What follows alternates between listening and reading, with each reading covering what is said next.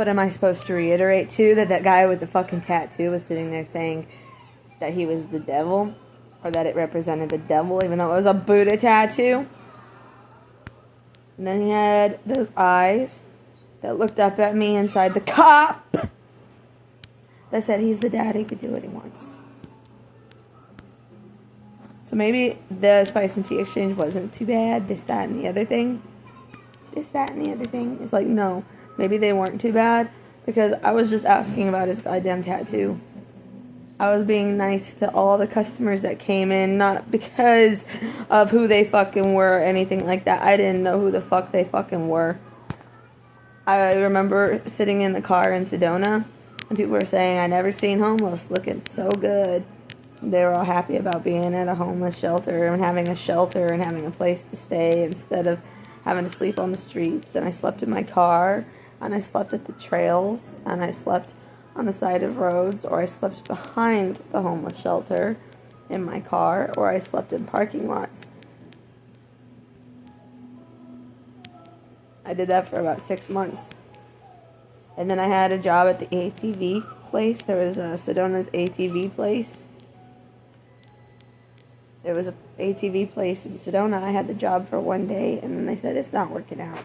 It was the cross-arm guy who sat there and said, what if he did that to fuck other women? But he sat there saying, it's not working out. We're going our separate ways. We're going our separate ways. It's not working out.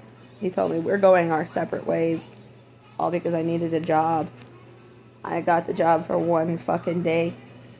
And I needed my birth certificate and stuff, so I went back to New Mexico. I got my birth certificate, and then my Uncle Mike called the cops on me. The cops picked me up and took me to a psych ward calling me Nicki Minaj. And then right after I got out of the damn psych ward, Corey invited me home. And then they stopped refilling my meds after 2 months. 3 months.